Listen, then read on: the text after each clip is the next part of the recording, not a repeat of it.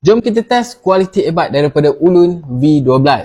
Earbud Ulun ni antara earbud yang mesra poket lah, harga dia murah gila. So dekat dalam dia ada satu user manual, satu Ulun earbud dan satu lightning cable. Dari satu button kat belakang, ada satu lampu kat depan dan dia menggunakan lightning cable untuk charging. So basically dia memang sebiji macam AirPod. Dan inilah earbud dia guys. Touch sensor ada dekat sini. Okay, jom kita test pakai. Alright, bila masuk je dekat telinga dia akan ada bunyi connected dalam bahasa Inggeris. Alright, benda ni dia memang masuk selesa. Susah nak jatuh, memang tak jatuh Dan jom kita play lagu. Okay, sekarang aku dah pun buka full volume yang mana dia memang agak kuat. So kalau kita duduk kat tempat yang bising pun memang tak ada masalah. Dari segi bass dia not bad. Aku rasa aku boleh bagi dia memang above average, yang mana sedap dah untuk dengar lagu. Dan earbud ni, bila kita dah test latency, dia memang tak sesuai untuk main game lah. Lagipun dia memang tak ada gaming mode pun. Alright guys, aku dah pun test dia punya mic. Aku tak suggest kalau korang nak buat call. So overall untuk Ulun V12 ni, dia memang sangat sesuai kalau korang nak buat dengar muzik dan tengok movie. So guys, kalau korang minat earbud Ulun ni, harga dia pun memang mesra poket. Korang boleh check dekat beg kuning di bawah.